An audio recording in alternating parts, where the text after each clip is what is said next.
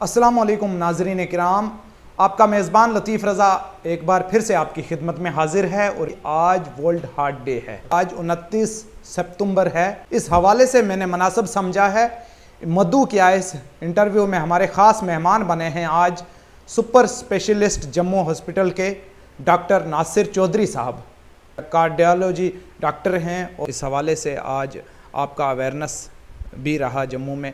ख़ास तौर पे आज क्या कुछ समझाने की कोशिश की है आपने?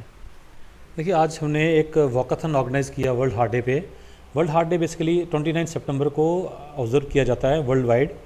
ये आज जो है 2025 है। It started from the 2000 year, 2000 से शुरू हुआ। 25 साल इसकी 25th एनिवर्सरी थी आज। और इस बार का थीम था डोंट मिस ए बीट।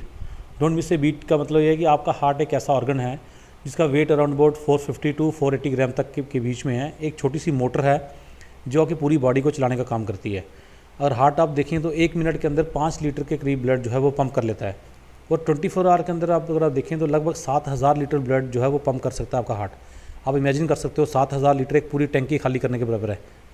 इतना काम आपका हार्ट करता है। और हार्ट एक ऐसा ऑर्गन है जो 1 सेकंड के लिए भी ब्रेक नहीं लगा सकता। रात भर भी इसको काम करना है, सोते जागते हर टाइम। सारी ज़िंदगी का दारोमदार जो है इसी हार्ट पे टिका हुआ है। और हार्ट डिजीज़ एक ऐसी डिजीज़ है जो आपको ज़्यादा वक्त भी नहीं देती। इसलिए आपको पता होना चाहिए कि मेरे को अपने हार्ट को कैसे हेल्दी रखना है, क्योंकि एक यंग बंदे का लॉस होना एक बच्चों के लिए भी लॉस है, सोसाइटी के लिए भी लॉस है, फाइनेंशियली भी है, इमोशनली भी है, हर तरह से लॉस है। और कंट्री एट लार्ज भी, क्योंकि हार्ट अटैक जो है वो मोस्टली वो एज 35 to 40 के बाद किसी को भी एनी टाइम हो सकता है। अगर आपके अंदर रिस्क फैक्टर्स हैं तो आपकी एक प्रोडक्टिव लाइफ जो है वो तबाह हो सकती है। किस तरह के केसेस ज़्यादातर पाए जाते हैं जो आपके पास पेशेंट्स आते हैं हार्ट के खास? देखिए, अभी भी अगर देखा जाए ऐसा नहीं है कि बहुत यंग लोग आते हैं। मेजर पोर्शन जो हार्ट डिजीज़ का है वो बिटवीन 40 to 70 के बीच में ही है। लेकिन वो लोग जिनमें डायबिटीज़ है 8, 10, 15 साल से लेके और बड़ी अनकंट्रोल शुगर रही है, जो लॉन्ग स्मोकर्स पे मैं खासकर फोकस करूँगा, जो हैवी स्मोकिंग करते हैं, खासकर पहाड़ी इलाके के लोगों में ये बड़ा देखने को मिला है। Smoking is a very big risk factor for heart disease. और उसके बाद आपका खान पान आता है। अगर आपका खान पान अच्छा नहीं है, आप मोटे हो, ओबीज़ हो, आपकी एक्टिविटी लेवल बहुत कम है, आप most of time screen time spend करते हो, आप आउटडोर एक्टिविटीज़ में इन्वॉल्व नहीं होते, आपका स्लीप पैटर्न सही नहीं है, तो ये सब चीज़ें जो है रिस्क फैक्टर्स हैं फॉर एनी हार्ट डिजीज़। आपके अंदर एक चीज़ें तैयार हो गई हैं, जैसे कहते हैं छोटे छोटे नाले मिलकर एक दरिया बनाते हैं, आपके अंदर ये सब चीज़ें कम्युलेट हो गई हैं और अब ये कभी भी आपको दिक्कत कर सकती हैं अगर आपने इनको टेकन केयर ऑफ़ नहीं किया प्रॉपरली। तो आज से 20 साल 30 साल पहले अगर जाएं तो देखें बहुत कम शिकायतें होती थी हार्ट को लेकर के, बहुत कम हार्ट पेशेंट पाए जाते थे। लेकिन आज ज़्यादा हार्ट पेशेंट पाए जाते हैं। ये बीमारी तेज़ी से जो है ग्रोथ कर रही है। तो इस हवाले से आपको क्या तब्दीली नज़र आ रही है इस आजकल के इस दौर में, कैसे जो है बचा जा सके इस बीमारी से? और खाने पीने के लिए खुराक जो भी है आज जो है देसी खुराक आप बखूबी जानते होंगे, आज सारे मार्केट्स पे डिपेंड करते हैं। तो इस हवाले से हमें किन किन चीज़ों का एहतियात रखना चाहिए ख़ास तौर पे खाने पीने के लिए? देखिए, अगर हार्ट डिजीज़ देखिए तो लगभग वर्ल्ड में 2 करोड़ लोग जो है एक साल के अपनी ज़िंदगी गवाते हैं बिकॉज ऑफ हार्ट डिजीज़। ये कितनी भी बीमारियां सब मिला लीजिए, सबसे बड़ा मेजर किलर जो है वो हार्ट डिजीज़ ही है। और आप कह रहे थे कि पहले में और अब में क्या फ़र्क पड़ा। अब अपनी पेरेंट्स की या ग्रैंड पेरेंट्स की ज़िंदगी को देखो और आप हमारी देखें कि कितना कुछ बदल गया। जब मैं MBBS करने गया था उन दिनों जस्ट फ़ोन अभी आए भी नहीं थे, तो हम लोग अगर पढ़ाई दिन ख़त्म होने को नहीं आता था, सुबह से बैठो शाम तक पढ़ाई कर करके बंदा कहता अब क्या करूँ, खेलूँ, बाहर जाऊँ, आउटडोर कुछ करने को नहीं होता था। अब ऐसा टाइम है कि आप किसी को कुछ भी नहीं किए बिना सारा दिन फ़ोन पे बिठा दो, वो उस पर ही लगा रहेगा सारा दिन। तो आपके ईटिंग हैबिट्स ख़त्म होगी, आपकी स्पोर्ट्स ख़त्म होगी। पहले लोग 10-10 किलोमीटर वॉक करते थे, खाने को ज़्यादा चीज़ें थी नहीं। ये जो मिठाइयाँ की दुकानें, स्वीटनर्स, ईटरीज़ आप हर 2 कदम पे देख रहे हो। अब ये चीज़ें हमें देखने को नहीं मिलती थी कभी। मिठाई की दुकान ढूंढने के लिए भी 5 किलोमीटर जाना पड़ता था। एक्सरसाइज बहुत ज़रूरी है हार्ट के लिए। एक्सरसाइज एक्टिविटी बहुत ज़रूरी है। आपको एज़ पर द रिकमेंडेशन जो वर्ल्ड वाइड है वो कि मिनिमम आपको हफ्ते की 150 minute 150 minute moderate intensity exercise, इतनी एक्सरसाइज जिसमें आपका पसीना निकलना चाहिए, आपका हार्ट रेट जो है वो कम से कम 150 को क्रॉस करना चाहिए इतनी है। और उसको मेंटेन करना है फॉर जो भी आप 30-35 मिनट के लिए एक्सरसाइज करते हो, ताकि इतनी जो है एक्सरसाइज इंपॉर्टेंट है हार्ट के लिए। बिकॉज हार्ट एक मसल है, उसको एक्सरसाइज चाहिए। जैसे आपके बॉडी के मसल्स हैं वो भी एक मसल है, अगर उसको टोन में नहीं रखोगे, एक्सरसाइज नहीं करोगे तो आपके हार्ट की मसल की जो है वो आपकी एंड्योरेंस खत्म होती है मसल की, आपका हार्ट वीक होने लगता है, आपकी नाड़ी में चर्बी जमने लगती है। और आप जो एक्स्ट्रा खा रहे हो और उसको यूटिलाइज़ नहीं कर रहे हो एक्सरसाइज करके, वो सारा कुछ आपका कोलेस्ट्रॉल की फॉर्म में जाके डिपॉजिट हो रहा है, चाहे वो लीवर में जाके फैटी लीवर कर रहा है, वेसल्स में जाके क्लॉगिंग कर रहा है, वेसल्स को ब्लॉक कर रहा है, ब्रेन में जा रहा है, स्ट्रोक कर रहा है, ये हर जगह यानी इसकी मालूमात करनी या इसके टेस्ट वगैरह कराने ज़रूरी हैं? कैसे पता कर सकते हैं हम कि हमें हार्ट हमारा सही है? या देखिए, अगर अब तो आपको सिम्टम्स हो रहे हैं, आपको लगता है कि मैं चलता हूँ तो मुझे सांस फूलता है, मैं थक जाता हूँ, मेरी वो स्टेमिना नहीं रहा जो मेरा पहले था, तो आपको इमीडिएटली कंसल्ट करके अपने आप को इवैल्यूएट करवाना है। और वैसे भी नॉर्मल पॉपुलेशन में भी आप 40 साल से शुरू करें अपने आप को ईयरली या 2 ईयरली इवैल्यूएट करवाते रहें। और अगर आपकी फैमिली हिस्ट्री स्ट्रॉन्ग है, लाइक किसी घर में ब्रदर या फादर किसी की डेथ हुई है because of heart disease and that too in young age, तो आप 30s की एज से ही शुरू कीजिए। और टेस्ट जैसे ECG हो गया, कुछ लिपिड प्रोफाइल कोलेस्ट्रॉल के टेस्ट हैं आपके, कुछ CRP लेवल या कुछ मार्कर्स होते हैं जो बॉडी की इन्फ्लेमेशन को पिक करते हैं, वो टेस्ट आप ईयरली करवाएं और उनको रेक्टिफाई करें। और शुगर अपना चेक करें, अगर कोई डायबिटिक पेशेंट है तो कोशिश करो कि उनकी शुगर 130 के नीचे रहे। आपका blood pressure important risk factor. अब ब्लड प्रेशर हार्ट पे ऐसे लोड डालता है जैसे एक पानी की अगर मोटर काम कर रही है और आप साहब पाइप को स्क्वीज या बेंड कर दो तो डेफिनेटली पीछे लोड पड़ेगा, कर करके हार्ट या तो वीक होगा या उसकी एफिशिएंसी वीक होगी। वही हाल है हाइपरटेंशन का। It is a silent killer, आपको फील नहीं देता लेकिन ओवर द 10-15 ईयर्स में नुकसान कर जाएगा। इसलिए अपना BP को कोशिश करो 130/80 से ऊपर ना जाए। अगर नमक का इंटेक की बात करें तो साल्ट इंटेक जो है वो मिनिमाइज़ करो। 2 ग्राम साल्ट पर डे जो है वो रिकमेंडेड है, मतलब आप कि 2 फिंगर्स के बीच में जितना साल्ट आता है दिन में उतना ही साल्ट आप ऐड खा सकते हो।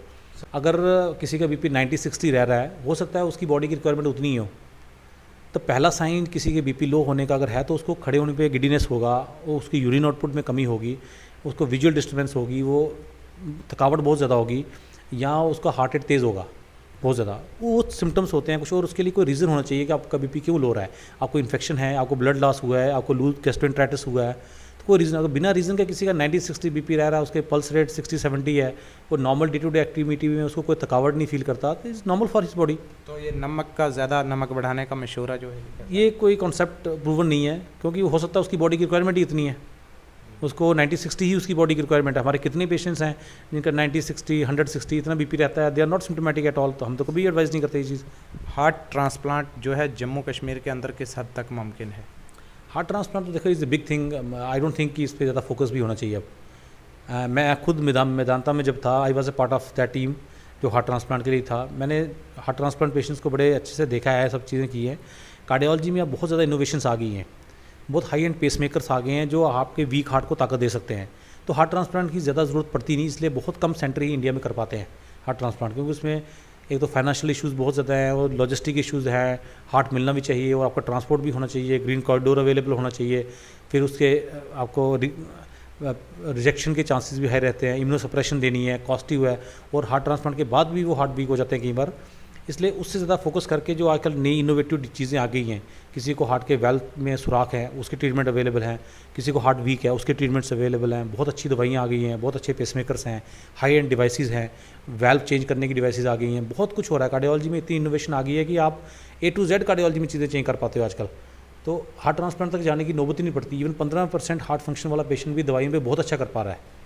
तो इसलिए medicines are equally good as transplant. तो स्टेट में मुझे नहीं लगता कि हार्ट ट्रांसप्लांट का भी इतना कोई फोकस है, ना वो इतना ईजी है वो चीज़ करना भी। Kidney transplant is a different story, liver transplant is a different story, उनका पॉसिबिलिटी हाई है। हार्ट ट्रांसप्लांट की पॉसिबिलिटीज़ बहुत कम है और उस पर ज़्यादा फोकस होगा भी नहीं और मुझे लगता होना भी नहीं चाहिए, क्योंकि आपके पास और बहुत सारे मेथड्स हैं, बहुत अच्छी दवाइयाँ हैं जो बड़ा फ़ायदा देती हैं। आप वो अगर लोगों को प्रॉपरली पेशेंट को दोगे, जो क्लास 1 रिकमेंडेशन ड्रग्स हैं जो फ़ायदा देते हैं, तो आप 35 to 40% तक आप पेशेंट की लाइफ कंफर्टेबल कर सकते हो आजकल। अगर गांव में या घर बैठे किसी गांव में कोई हार्ट अटैक का इशू आता है, कोई ऐसा केस आता है, तो वक्ती तौर पे क्या कुछ फास्ट एड देने की कोशिश करनी है जब तक कि उसे हॉस्पिटल पहुंचाया जा सके? देखो, अगर किसी को चेस्ट पेन हुई है और लगता है कि सस्पेक्टेड हार्ट अटैक है या किसी ने ECG किया है, उस केस में अगर आपके पास घर में एस्प्रिन या डिस्प्रिन की गोली हो तो अगर 75 मिलीग्राम की है तो 4 टैबलेट्स इमीडिएटली खिलाओ पेशेंट को, और कोशिश करो कि नियर बाय फैसिलिटी में ले जाओ, जहाँ पे जाके वो देखेंगे। हार्ट अटैक 2 या 3 किस्म के होते हैं। एक हार्ट अटैक वो है जिनमें आपका नाड़ी में ब्लॉकेज है लेकिन मसल डैमेज नहीं हुआ है, आपका ट्रॉप पॉजिटिव नहीं आया। उस केस में आप ब्लड थिनर देख के वेट करके उसको किसी अच्छे सेंटर में भेजो, जल्दबाजी वाली बात नहीं है, आप बेसिक ट्रीटमेंट करके भेज सकते हो। दूसरा हो गया जिनको हम बोलते हैं नॉन ST एलिवेशन MI, और तीसरा होता है ST एलिवेशन।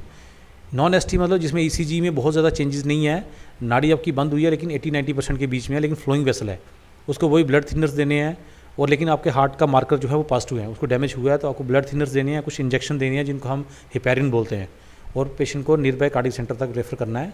अगर वो स्टेबल है तो वेट कर सकते हो, अनस्टेबल है तो जल्दी भेजना है। फिर तीसरा है कि जिनको ST एलिवेशन ECG में चेंजेस आ गई हैं, क्लियर कट और ट्रॉप भी पॉजिटिव है, उस केस में पेशेंट को हाई एंड ब्लड थिनर्स होते हैं जिसको हम थ्रोम्बोलिटिक्स बोलते हैं, वो आजकल फैसिलिटी अवेलेबल है गवर्नमेंट सेंटर्स में हर जगह, आयुष्मान भारत के अंदर भी अवेलेबल है, उसको वो इंजेक्शन लगा सकते हो अगर पेशेंट का डिले एक्सपेक्टेड है मोर देन 2 आवर्स का, to a nearby centre जहाँ पे कार्डिक फैसिलिटी अवेलेबल हो, इंक्लूडिंग कैथ लैब। अगर कैथ लैब अवेलेबल है तो आप पहला काम करोगे कि एंजियोग्राफी के लिए शिफ्ट करो इमीडिएटली। अगर विदिन 2 आवर है, विंडो पीरियड के अंदर पेशेंट है तो 2 घंटे के अंदर उसकी एंजियोग्राफी करो and try to open up the vessel. अगर डिले एक्सपेक्टेड है, रजौरी से पेशेंट आना है जम्मू तक, लग रहा है कि expected delay is more than 6-7 hours, तो उसको वहीं पे थ्रोम्बोलाइज करवाओ और अगर फेल थ्रोम्बोलिसिस होता है, पेशेंट को फायदा नहीं होता, उस केस में रेफर करो। Immediately rushing the patient to cardiac centre basic treatment दिए बिना थ्रोम्बोलाइज किए हुए is not going to give much benefit. और हाँ, अगर कोई पेशेंट कार्डिक अरेस्ट में जाता है तो उसको CPR दे के बचाने की कोशिश करनी चाहिए उस टाइम पे। शुक्रिया हमसे बातचीत करने के लिए। Thank you so much. जी, हमारे साथ आज वर्ल्ड हार्ट डे के मौके पर ख़ास मेहमान बने हैं चौधरी नासिर जी, जो कि कार्डियोलॉजी डॉक्टर हैं और सुपर स्पेशलिस्ट के अहम रुकन हैं। आज नाज़रीन इकराम, हमने ये मुनासिब समझा है कि आज वर्ल्ड हार्ट डे के मौका पर इनके तासुरात जो हैं, जो अवेयरनेस ये फैलाना चाहते हैं, जो घर घर तक इनकी बात जो है वो पहुंचनी चाहिए। हमारा ये तावन, हमारी ये कोशिश रहती है कि आप तक तमाम वो चीज़ें पहुंचाई जाएं। अपनी राय का इजहार कमेंट सेक्शन में ज़रूर दीजिए। अपने मेज़बान लतीफ़ रज़ा को दीजिएगा इजाज़त। देखते रहें आसमान न्यूज़। खुदा हाफिज़।